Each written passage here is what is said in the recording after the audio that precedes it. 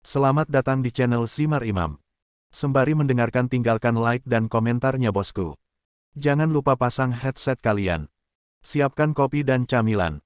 Lupakan pahitnya kehidupan. Mari kita dengarkan sambil rebahan. Bab 146. Setelah mendengarkan cerita Chen Feng, Ruan Qingqiu menjadi putus asa. Tampaknya operasi pembunuhan ini ditakdirkan untuk gagal sejak awal. Kamu menang. Itu saja, dia santai dan tersenyum anggun. Saya telah berakting dan berpura-pura sejak saya memasuki rumah, dan sekarang saya akhirnya menjadi diri saya sendiri. Wajah Chen Feng menjadi gelap dan dia berkata, saya tahu bahwa Anda dan Wang Xinyao tidak memiliki keluhan dan tidak akan mengambil inisiatif untuk membunuhnya. Keluarga Situ atau Situ Wuxiang pasti memaksa Anda melakukan ini. Terakhir kali di parkiran Hotel Rian, kamu membuatku menderita kerugian besar. Aku bahkan belum melunasi rekeningmu, tapi kamu masih berani macam-macam denganku. Kamu sangat berani. Katakanlah, keluarga Situ membunuh Wang Xinyao. Apa tujuannya?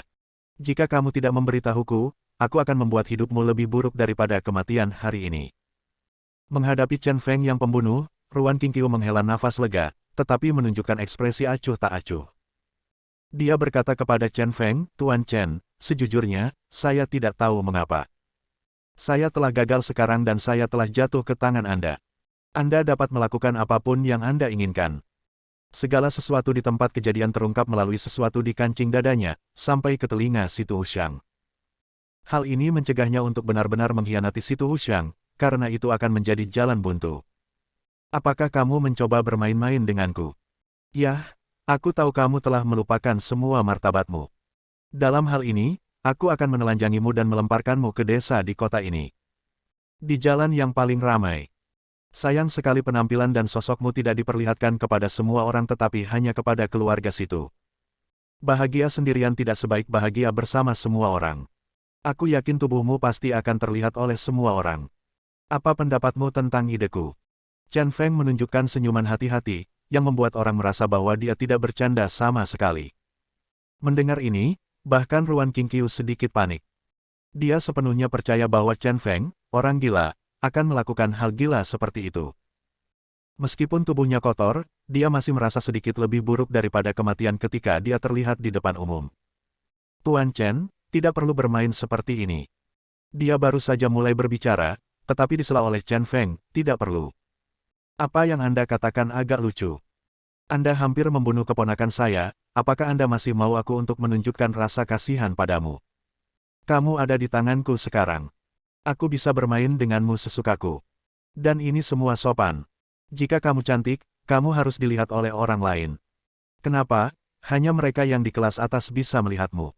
Kami, masyarakat kelas bawah di perkotaan, apakah tidak berhak? Kamu juga punya sifat sombong, yang membuatku kesal. Bukan hanya aku ingin kamu dipandang rendah, tapi aku juga ingin kamu dipermainkan oleh kami, orang-orang kelas bawah. Pikirkan baik-baik. Menurutku, sebenarnya ini lumayan. Lihatlah apa yang disebut orang-orang kelas atas di keluarga Situ. Mereka semuanya lemah dan lemah. Mereka sama sekali tidak bisa memuaskan Anda, bukan? Jangan melihat kami sebagai pekerja di bawah, tapi kami kuat dan sehat. Saat Anda membajak tanah dan mengerang, saya jamin akan mengerang juga. Ini mungkin tampak seperti hukuman bagimu, tetapi sebenarnya ini adalah hadiah untukmu. Kata-kata yang menghina ini membuat Ruan Qingqiu malu sekaligus marah. Dia terlihat jelek, tapi dia tidak berdaya menghadapi Chen Feng, dia tidak punya pilihan sama sekali. Saat ini, Dayong keluar dari kamar Wang Xinyao, berdiri di lantai 2 dan berkata kepada Chen Feng, orang gila, kita sudah selesai membersihkan. Total ada 8 orang, 4 dengan kaki patah dan 4 tangan patah. Butuh waktu 4 menit 17 detik. Kalau tangan kirinya masih sehat, tidak akan memakan waktu lama. Chen Feng berbalik, mengangguk puas, lalu berkata kepada Dayong, pergi dan bawa Wang Xinyao kembali. Saya akan menelepon dan meminta Li Tongzu untuk menangani kejadian itu. Begitu dia selesai berbicara, sebuah cahaya muncul di benaknya, dan dia tiba-tiba teringat sesuatu. Dayong, cepat, cari Wang Xinyao, dia dalam bahaya. Chen Feng berteriak pada Dayong, dan bergegas keluar tanpa mempedulikan Ruan Qingqiu. Biarkan Ruan Qingqiu membunuh Wang Xinyao, kemungkinan besar akan gagal. Karena dia tahu kegagalannya, dia tetap membiarkan Ruan Qingqiu melakukan ini, pasti ada alasan lain. Kemungkinan besar, Ini digunakan untuk membuktikan bahwa Ruan Qingqiu dan dia tidak bersekutu, dan itu dilakukan untuk menunjukkan kepada keluarga Liu.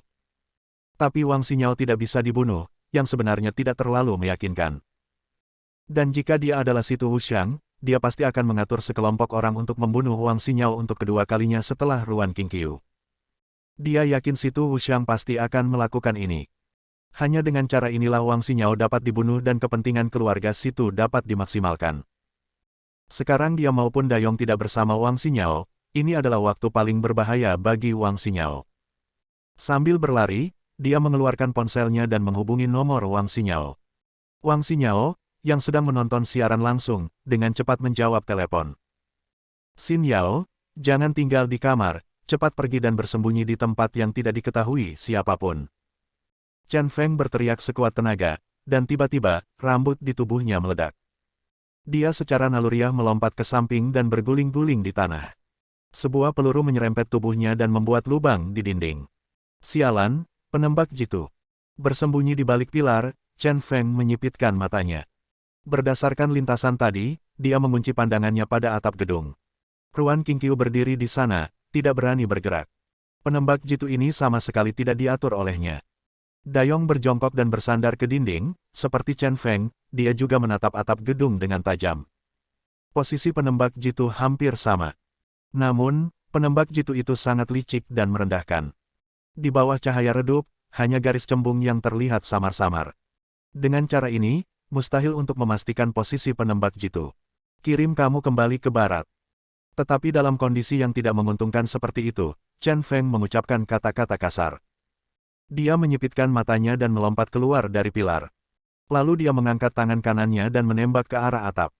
Sebagai kapten komando Senyan, keahlian menembaknya jelas merupakan yang terbaik.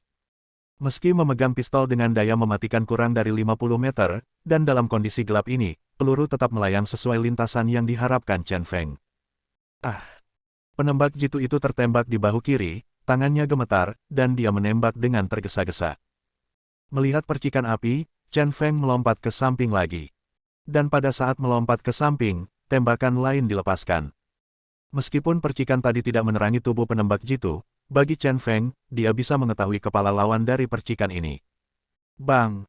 Peluru menembus kepala penembak jitu dan membunuhnya dengan satu pukulan. Inilah kekuatan mengerikan dari Raja Prajurit. Dayong, ayo pergi.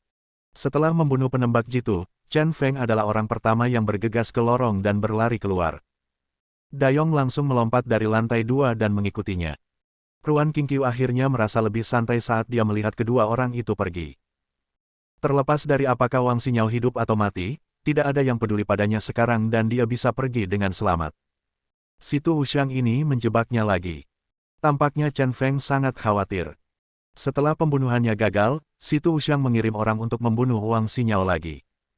Ini perlu untuk membuktikan bahwa Ruan Qingqiu membunuh Wang Xinyao. Namun, dia harus mengagumi bahwa pengaturan ini sangat cerdas dan kemungkinan besar akan berhasil. Karena barusan, Chen Feng secara tidak sengaja mengungkap lokasi Wang Xinyao. Semua ini didengar oleh Situ Wuxiang. Tuan muda, misi saya gagal. Karena Anda telah mengatur pemakamannya, saya akan pergi. Setelah mengucapkan beberapa patah kata pada tombol di dadanya, Ruan Qingqiu memutar tubuh anggunnya dan pergi. Bab 147. Hotel Yaotian tidak jauh dari rumah Wang Xinyao, hanya berjarak 200 meter. Hotel ini awalnya merupakan bangunan pabrik, setelah ditutup kemudian dibangun gedung berlantai 5 di belakangnya dan diubah menjadi hotel. Halaman aslinya telah menjadi tempat parkir yang luas. Chen Feng dan Dayong bergegas mendekat, melintasi tempat parkir, dan hendak memasuki Hotel Yaotian. Tiba-tiba, 3 orang keluar dari kedua sisi, menghalangi jalan mereka. Meski lampu jalan redup, saya bisa melihat dengan jelas penampakan ketiga orang itu, semuanya luar biasa dan berbeda dari orang biasa. Siapa kamu? Chen Feng sedikit mengernyit.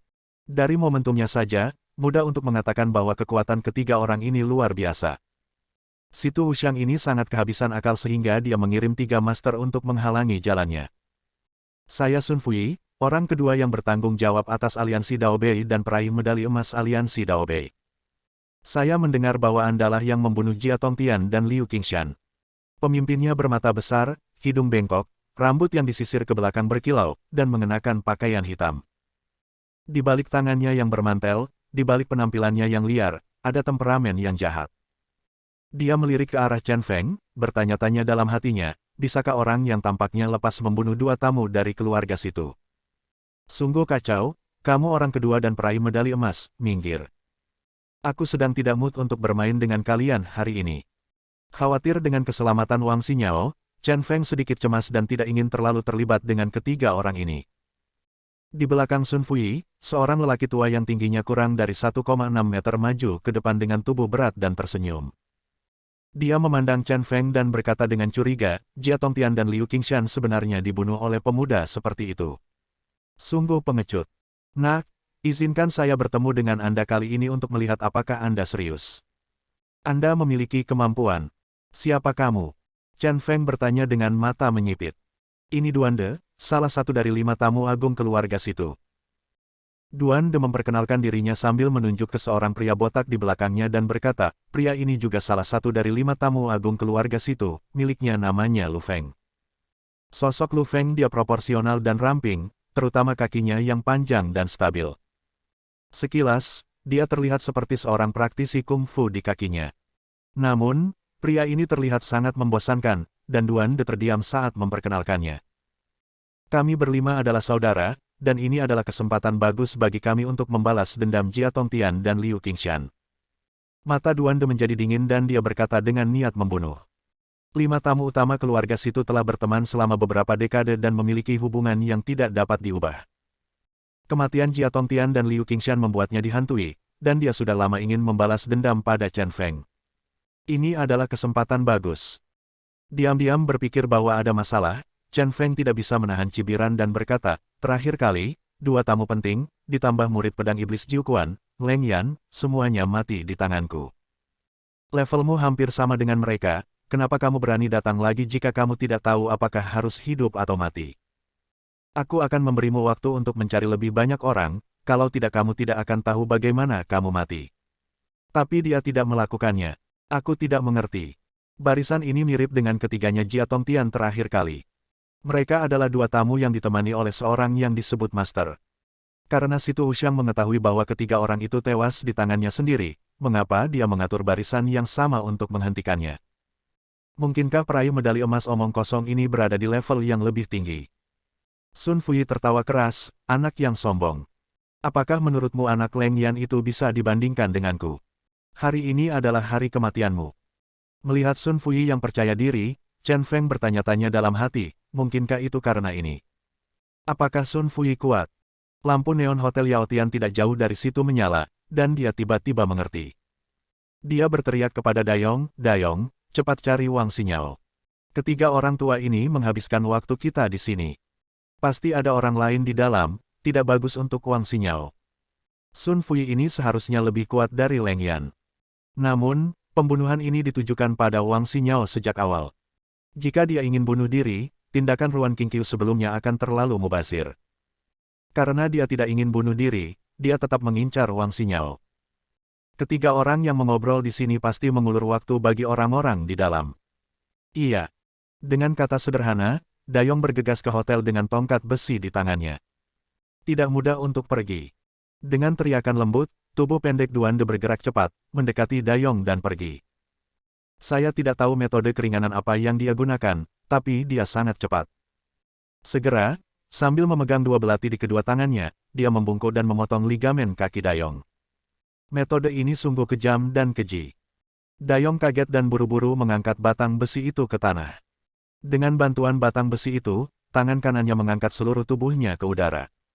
Langkah Duande gagal. Haha, itu menarik.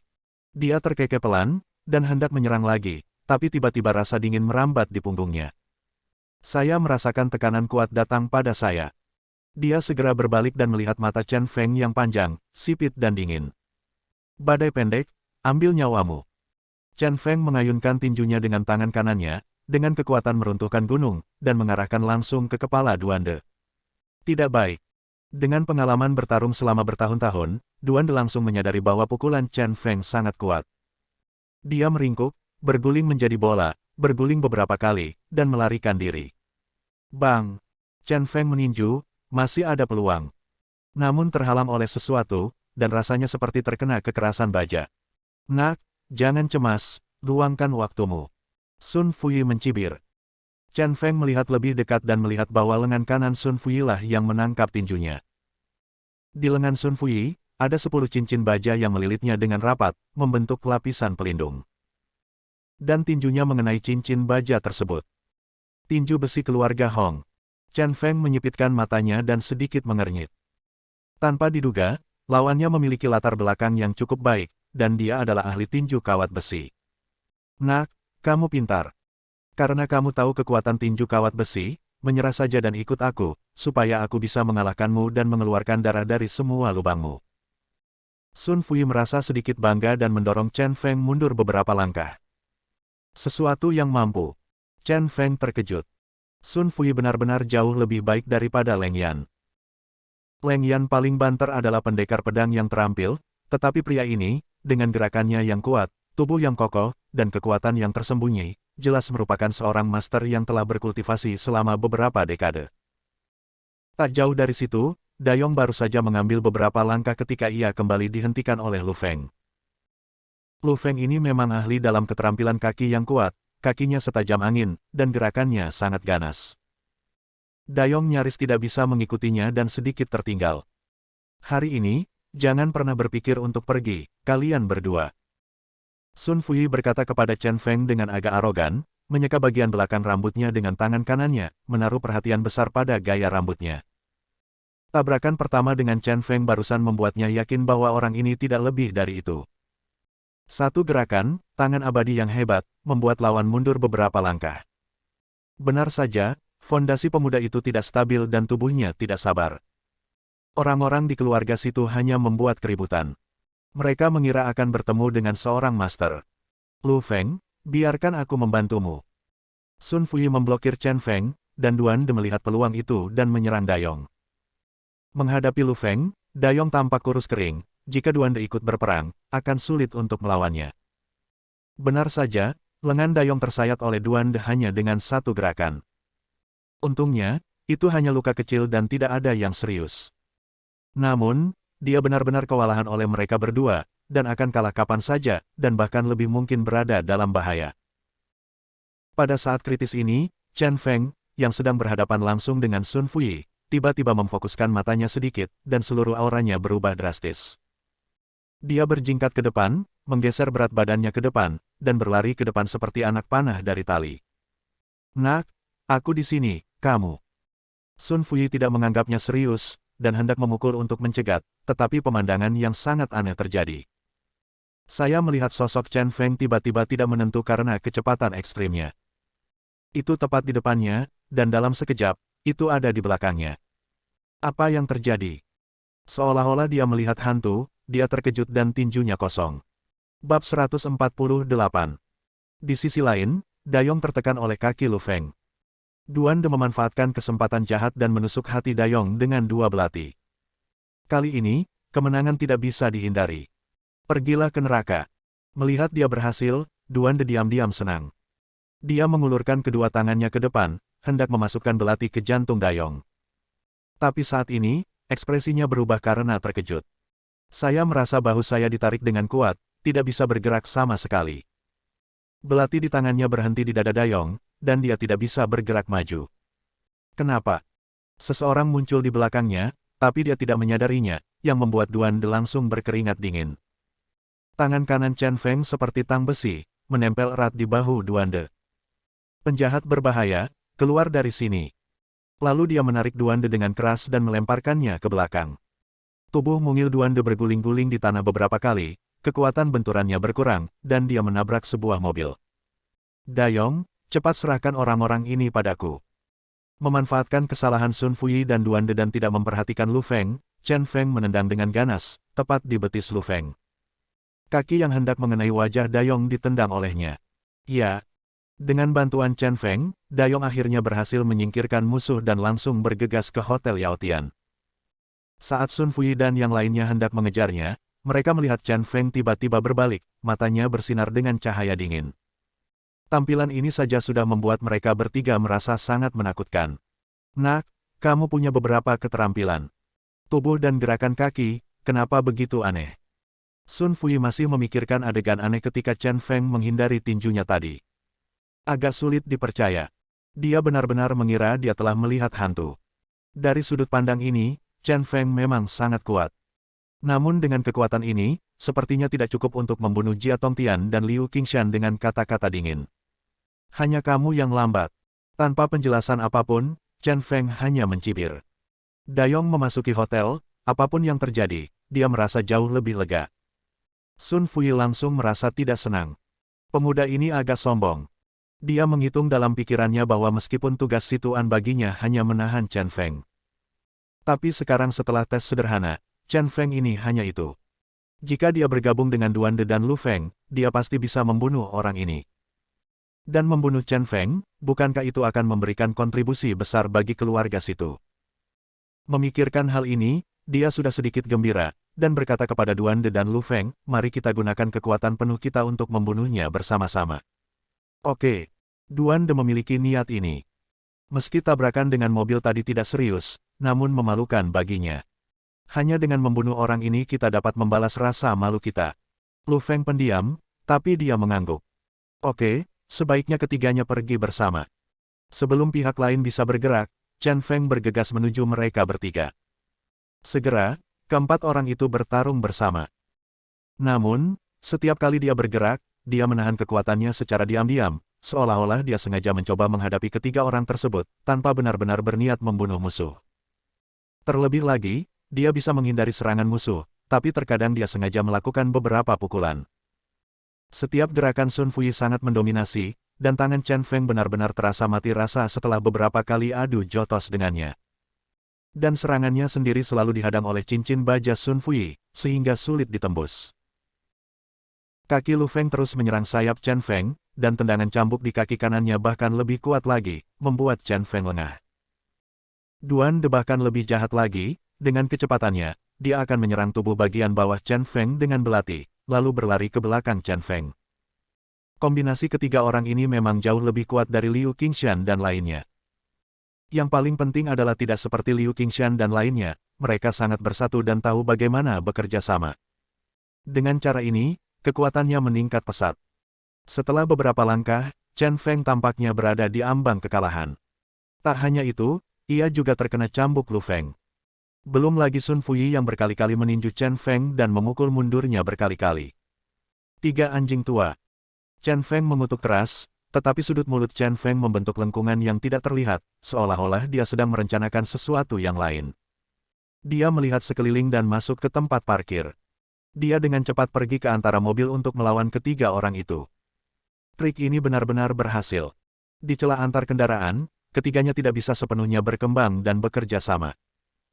Di sisi lain, Chen Feng seperti monyet, bersembunyi di sana-sini, melompat-lompat, dan memanfaatkan kesempatan melakukan serangan balik berkali-kali.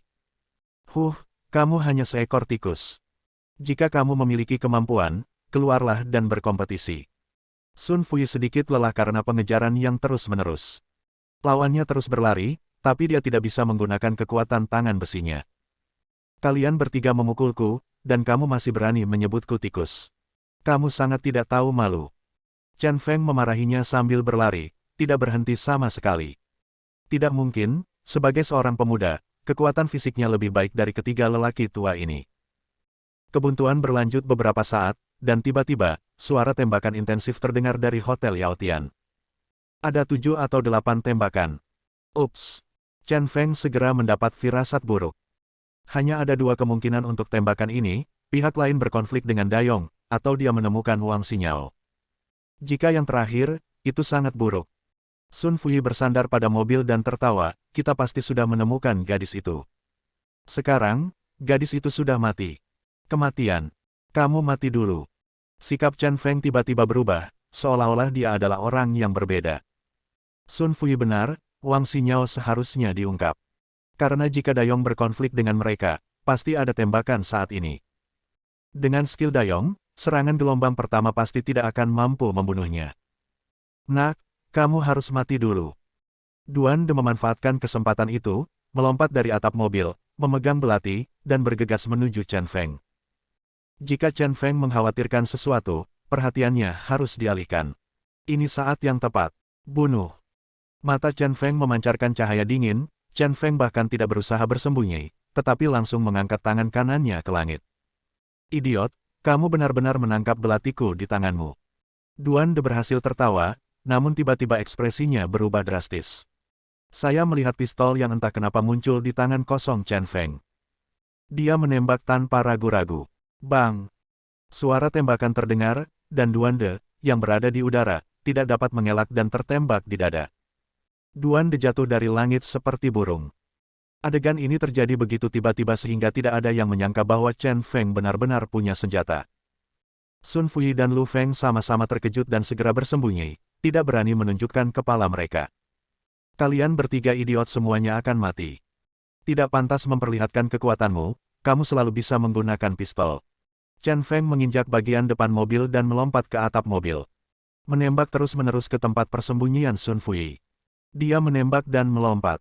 Setelah melompati 2 mobil berturut-turut, dia sudah dekat dengan Sun Fuyi. Sun Fuyi membungkuk, agak kehabisan akal. Tetapi pada saat ini, Chen Feng menarik pelapuknya dan mendengar suara pembayaran kosong. Nah, di saat kritis ini, sebenarnya tidak ada peluru. Sebagai raja prajurit, saya tidak tahu apakah tidak ada peluru, jadi penampilannya mungkin sedikit memalukan. Tapi terlepas dari apakah itu memalukan atau tidak, selama kamu bisa menipu orang. Mendengar suara tembakan kosong, Sun Fuyi menghela nafas lega dan berjalan keluar. Dia menyeka rambutnya yang sedikit berantakan, menunjuk ke arah Chen Feng dan mengutuk, kamu bajingan kecil, kamu sebenarnya curang melawanku. Mari kita lihat apakah aku tidak menghancurkanmu menjadi sepotong daging. Duan De sudah mati. Tidak masalah apa, omelan ini adalah hal yang benar untuk dilakukan ketika dia kembali. Sangat diperlukan. Curang. Apakah kamu baru berumur 3 tahun? Jika kamu baru berumur 3 tahun, kamu harus pulang dan minum susu. Chen Feng mencibir dengan nada menghina. Ini adalah permainan hidup dan mati. Mengatakan kata-kata kekanak-kanakan seperti itu sungguh konyol. Aku pasti akan mencabut lidahmu. Sun Fuyi segera menjadi marah dan bersiap untuk membunuhnya. Meski lawannya tidak punya senjata, dia dan Lu Feng masih bisa membunuh Chen Feng. Lu Feng memiliki hubungan dekat dengan Sun Fuyi dan muncul dari belakang Chen Feng. Meski pendiam, dia menganggap Duan De sebagai teman. Saat ini, Duan De terbunuh dan dia sangat marah, dia ingin membunuh Chen Feng untuk membalaskan dendam Duan De. Menginjak bagian depan mobil dan melompat ke atap, Lu Feng menggunakan jurus terkuatnya. Kerikil. Gerakan ini begitu dahsyat sehingga Chen Feng tidak berani menghadapinya secara langsung. Dia menggeser langkahnya dan dengan cepat menghindarinya. Tendangannya langsung membuat lubang besar di atap mobil. Kaki ini sekuat palu godam.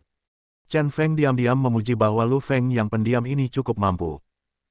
Hanya dengan tendangan ini, kebanyakan orang pasti akan muntah darah dan mati. Melewatkan serangan itu, Lu Feng melompat tinggi dan menyerang dengan kaki lainnya, yang juga berpotensi menghancurkan segalanya. Kamu bajingan, pergilah ke neraka. Di saat yang sama, Sun Fuyi juga menyerang Chen Feng dari belakang dan meninjunya dengan keras. Diserang dari depan dan belakang, itu jalan buntu. Bab 149. Maaf, saya lupa, saya masih punya senjata. Melihat momentum sengit pihak lain, Chen Feng tidak panik, dan tiba-tiba senjata lain muncul di telapak tangannya. Menghadapi Lu Feng di udara, tembakan berburu burung lainnya datang. Saat berada di udara, Lu Feng tidak bisa mengelak dan dipukul. Dia tertembak di dada, persis sama dengan kematian Duan De. Kedua orang ini ditembak mati, jadi tidak ada yang meragukan kekuatannya. Seperti yang diharapkan dari 5 tamu agung, dia sama bodohnya. Setelah membunuh Lu Feng, Chen Feng berkata dengan sinis, lalu berbalik dan menembak Sun Fuyi. Astaga! Sun Fuyi memang peraih medali emas, dia bereaksi sangat cepat dan menutup tangannya di depannya. Peluru itu mengenai tepat di atas cincin baja di lengannya. Memanfaatkan situasi ini, Sun Fuyi bersembunyi di balik mobil lagi. Brengsek, nak, tunggu saja aku akan menghancurkanmu menjadi bubur. Sun Fuyi sudah marah karena malu. Chen gila ini sebenarnya punya 2 senjata. Duan De dan Lu Feng yang malang, sebagai pemimpin tertinggi, tewas di bawah senjata. Dalam keadaan normal, dengan level kedua orang ini, meskipun seseorang menembakkan senjata, mereka dapat bereaksi dengan cepat dan tidak terbunuh dalam satu tembakan. Tapi Chen gila ini terlalu berbahaya, dia menunggu sampai kedua orang ini berada di udara dan tidak bisa menggunakan kekuatan apapun untuk menghindar sebelum dia menembak. Waktunya sangat tepat sehingga Duan De dan Lu Feng meninggal dengan cara yang tidak adil dan memalukan. Chen Feng berkata sambil tersenyum sinis, kedua senjata ini bukan milikku. Mereka diambil dariku dengan membunuh dua pria bersenjata di rumah Wang Xinyao tadi. Aku tidak menyangka mereka akan berguna di sini. Preman medali. Bagaimana dia berubah menjadi kura-kura emas? Dia tidak menembak, dan sekali lagi berdiri tinggi di atap mobil, menempati posisi yang menguntungkan. Begitu Sun Fuyi muncul, dia pasti akan meledakkan kepala lawannya dengan satu tembakan. Sun Fuyi bersandar pada mobil, dipenuhi kebencian. Namun sehebat apapun kemampuan bela diri Anda tetap takut dengan pisau dapur, apalagi senjata. Saat dia sedang memikirkan cara untuk memecahkan situasi ini, tiba-tiba, seorang pria berlari keluar dari Hotel Yaotian dengan tergesa-gesa. Gila, Xinyao tertembak 2 kali. Orang yang berlari adalah Dayong, dia memegang Wang Xinyao yang berlumuran darah dengan satu tangan dan berlari sepanjang jalan. Di belakangnya, 7 pria bersenjata mengejarnya. Melihat pemandangan ini, seluruh tubuh Chen Feng tiba-tiba menjadi dingin, dan auranya berubah menjadi niat membunuh. Jika kamu berani menyakiti keponakanku, aku akan membunuh kalian semua. Dia mengangkat tangan kanannya dan menembak 6 kali. Suara tembakan meledak dan peluru melesat ke langit. Tak satu pun dari 6 pria bersenjata itu merespons dan mereka semua jatuh ke tanah. Dan semuanya ditembak di antara alis, membunuh mereka di tempat. Setelah membunuh 6 orang berturut-turut, hanya tersisa 1 pria bersenjata. Tetapi ketika Chen Feng menembak orang ke-7, dia tahu bahwa pelurunya telah habis. Namun dia tetap membuat gerakan menembak. Pria bersenjata ke-7 sudah ketakutan. Melihat teman-temannya jatuh ke tanah satu persatu, dia secara naluriah menurunkan tubuhnya untuk mencari tempat persembunyian. Setelah beberapa saat, mereka menemukan bahwa penyerang mereka kehabisan peluru. Dia langsung melompat marah dan mengarahkan senjatanya ke punggung Dayong. Akan menembak. Segera setelah itu, Chen Feng mengangkat kakinya dan menurunkannya secara tiba-tiba. Dengan kekuatan sebesar itu, kaca depan mobil pecah. Dia berlutut, mengeluarkan pecahan kaca seukuran kepalan tangannya, dan menggantungkannya di tengah telapak tangan kanannya. Matanya sedikit fokus, seluruh tubuhnya bergetar, dan dia langsung menggunakan kaca itu sebagai senjata tersembunyi. Ia hanya berjarak 10 meter dari pelaku penembakan. Saat menembak, pelaku penembakan terkena pecahan kaca di tenggorokannya, badan lemas dan tewas seketika. 7 pembunuhan. Oke, itu luar biasa. Kamu bisa melempar pisau terbang dengan tangan kosong. Kebanyakan orang tidak bisa melakukannya dalam jarak sejauh itu. Mengetahui bahwa Chen Feng kehabisan peluru, Sun Fuyi tidak keberatan dan berjalan keluar. Saya sangat mengagumi Chen Feng di dalam hati, kemampuannya melempar senjata tersembunyi sungguh luar biasa. Tapi gerakan ini tidak ada gunanya melawannya.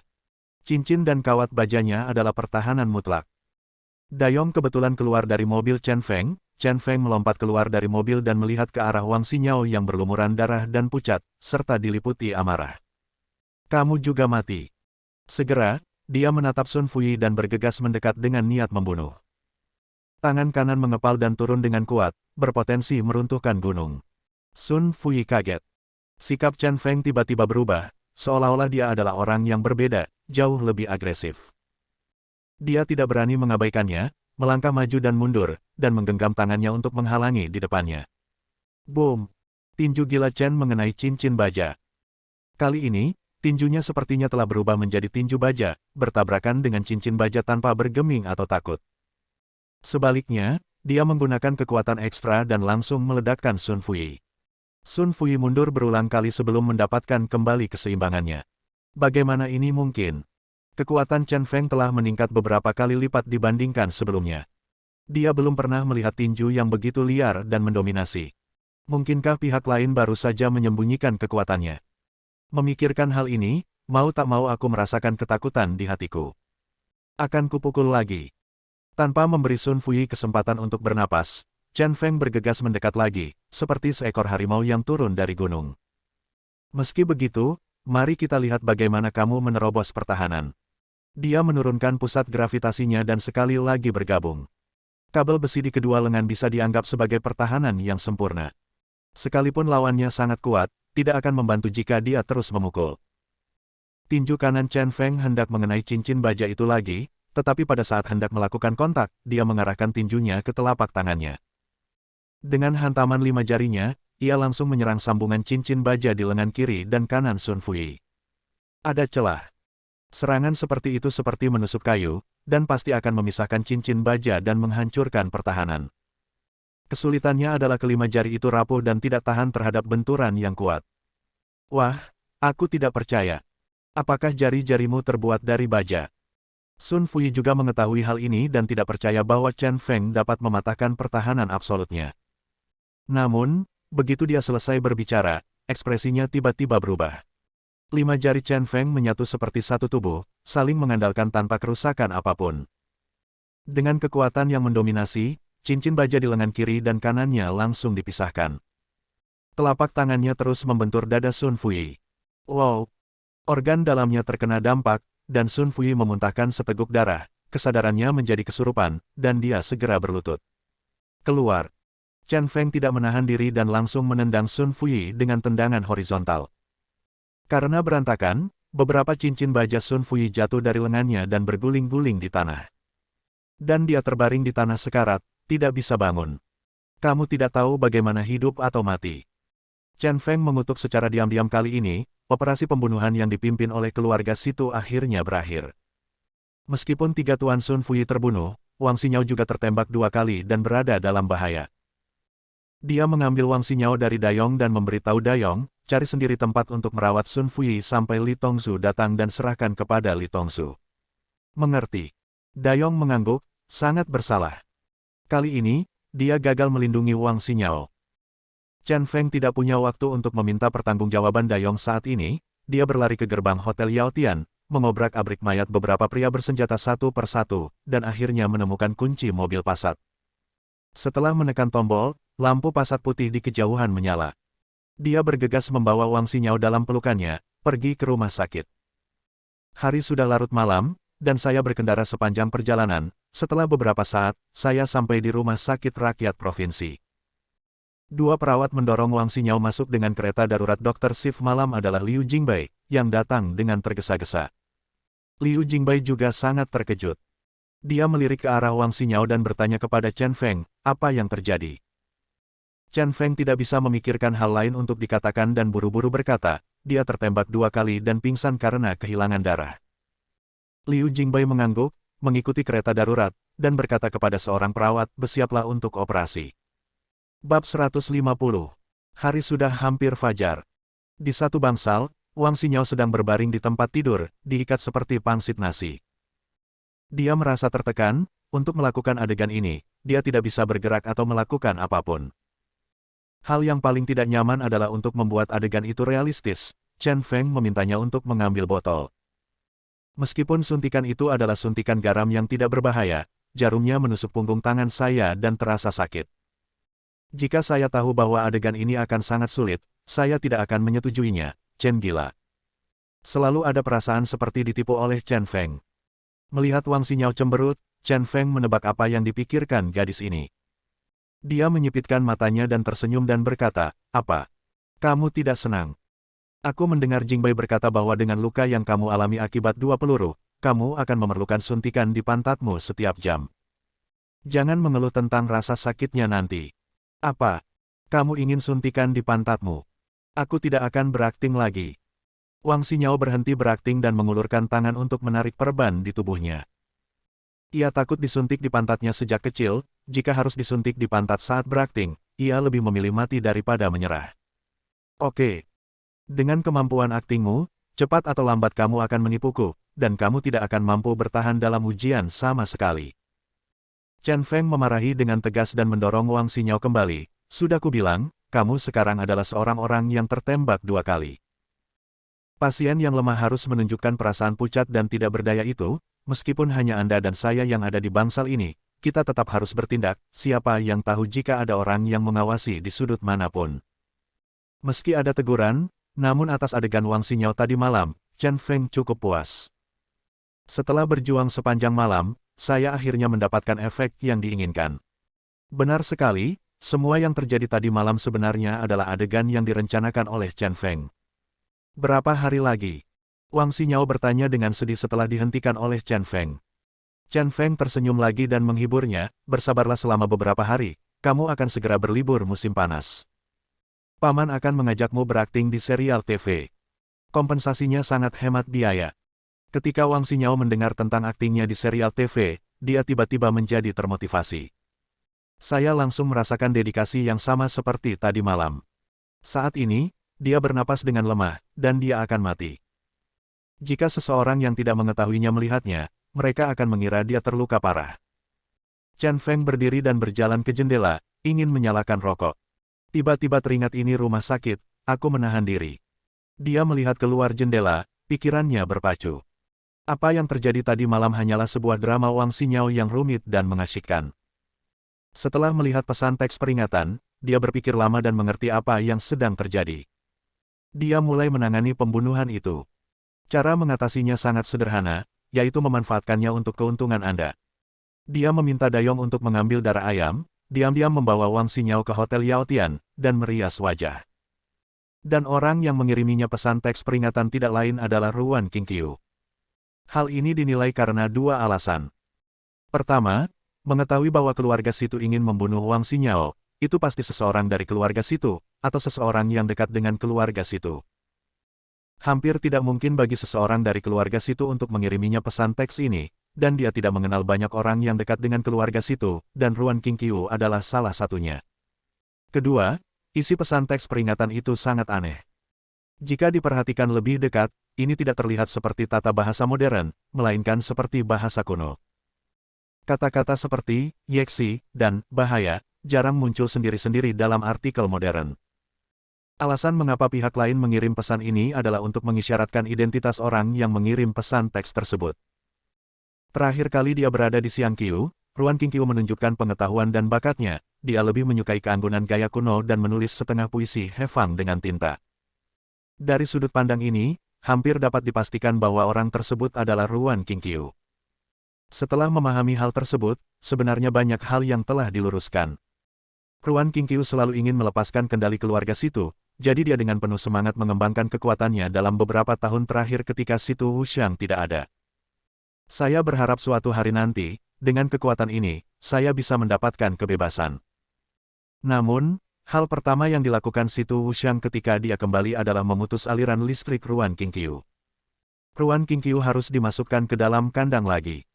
Geng Tianlang adalah yang pertama ditangani, dan beberapa properti Ruan Qingqiu mungkin juga tidak luput. Selain kekuatan yang terlihat jelas ini, sifat hati-hati Situ Wuxiang pasti juga memikirkan hubungan samar-samar antara Ruan Qingqiu dan dirinya sendiri. Bagaimanapun, Ruan Qingqiu secara pribadi mengirimnya pulang ketika dia berada di Danau Seoul, dan bahkan makan malam bersama. Situ Wuxiang pasti khawatir Ruan Qingqiu memiliki niat berbeda dan ingin bersatu dengannya untuk menghadapi keluarga Situ. Ini hanya spekulasi dan belum cukup jelas. Situ Wuxiang kemudian berpikir untuk membunuh dua burung dengan satu batu. Keluarga Situ dan keluarga Liu sedang mengalami konflik, alasan pentingnya adalah mereka curiga diam-diam bersatu dengan keluarga Situ melalui Ruan Qingqiu. Dalam hal ini, membiarkan Ruan Qingqiu membunuh keponakannya Wang Xinyao hampir sepenuhnya meyakinkan keluarga Liu bahwa Ruan Qingqiu dan diri mereka sendiri bermusuhan. Tujuan menggunakan metode pembunuhan ini dua kali adalah untuk memastikan bahwa Wang Xinyao terbunuh. Dengan cara ini, dia juga bisa membuat dirinya percaya bahwa Ruan Qingqiu membunuh Wang Xinyao, dan dia akan membenci Ruan Qingqiu mulai sekarang. Terlepas dari apakah Ruan Qingqiu memiliki pemikiran tentang dia atau tidak, pemikiran ini hanya dapat dipotong. Dengan cara ini, dia tidak hanya memperbaiki hubungan dengan keluarga Liu, tetapi juga memutuskan pemikiran Ruan Qingqiu untuk bersatu dengannya, dan dengan damai bisa menjadi mainan penjara keluarga Situ. Namun, wanita Ruan Qingqiu ini tidak hanya pintar, tetapi juga tidak mau menerima nasibnya. Dia juga mengetahui niat Situ Wuxiang, jadi dia mengirimkan pesan teks peringatan ini. Dan mengirimkannya seperti ini jelas untuk membuat dirinya membaca bahwa pesan teks ini dikirim oleh Ruan Qingqiu. Dengan cara ini, tidak peduli apakah Wang Xinyao hidup atau mati, dia tidak akan menyalahkan Ruan Qingqiu. Sebaliknya, dia menyalahkan Situ Wuxiang, meningkatkan kebenciannya, dan menyaksikan kedua harimau itu bertarung satu sama lain. Trik ini juga sangat bagus. Jika dia dan Situ Wuxiang kalah dalam pertarungan, Ruan Qingqiu mungkin memiliki kesempatan lain untuk keluar dari penjara keluarga Situ. Semuanya adalah yang terbaik di antara umat manusia. Karena sangat ramai, dia harus membuat permainan menjadi lebih hidup. Tidak, dia memanfaatkan situasi ini dan mengetahui bahwa Ruan Qingqiu dilengkapi dengan alat pendengar, tetapi dia dengan sengaja mengungkap posisi Wang Xinyao. Sebelumnya, Wang Xinyao telah dipindahkan ke Hotel Yaotian dan mengecat riasan darah. Terjadi kebuntuan dengan Sun Fuyi dan 3 orang lainnya di depan pintu, dan Zhang Yong masuk hanya untuk memerankan adegan ini. Yang harus dia lakukan adalah menahan ketiga orang ini dan menangani mereka dalam batas waktu. Sejujurnya, sangat frustasi menekan kekuatanku sendiri dan bertarung dengan sekelompok makhluk inferior di sana. Tapi tidak mungkin, diperkirakan dalam waktu lama dia harus menekan kekuatannya sendiri di kota ini. Ini adalah kunci untuk bertahan hidup. Selain dia, adegan Dayong juga lebih sulit. Dia tidak hanya ingin menarik perhatian orang-orang bersenjata, tetapi dia juga dengan sengaja memimpin mereka untuk menemukan Wang Xinyao. Saat Wang Xinyao ditemukan, dia harus memanfaatkan kekacauan untuk mematikan lampu dan melindungi Wang Xinyao. Dia membiarkan pihak lain menembak secara acak dalam kegelapan, mengira dia telah melukai Wang Xinyao. Setelah itu, dia harus memanfaatkan kegelapan untuk menjemput Wang Xinyao, yang berlumuran darah, dengan satu tangan, menghindari pria bersenjata itu, dan bergegas keluar Hotel Yaotian. Bisa dikatakan setiap langkah itu sulit, dan jika terjadi kesalahan sedikit saja maka akibatnya akan sulit untuk dipulihkan. Namun, setelah penampilannya, Dayong menyelesaikan tugasnya dengan sangat baik. Dan Wang Xinyao juga baik, akhirnya dia tidak mengungkapkan kekurangan besar apapun sebelum memasuki ruang operasi. Tentu saja kali ini saya harus berterima kasih kepada Liu Jingbai. Jika Liu Jingbai tidak setuju untuk membantu, kejadian ini tidak akan terjadi sekarang. Kostum pangsit nasi Wang Xinyao adalah mahakarya Liu Jingbai. Sekarang setelah semuanya selesai dengan kerja sama keluarga Situ dan Ruan Qingqiu, langkah selanjutnya adalah membuat keluarga Situ terlihat baik. Dia sebenarnya berani membunuh Wang Xinyao, dia sedang mencari kematian. Sekarang dia menemukan alasan untuk pergi ke rumah Situ untuk menimbulkan masalah. Bersambung. Nantikan bab selanjutnya bosku.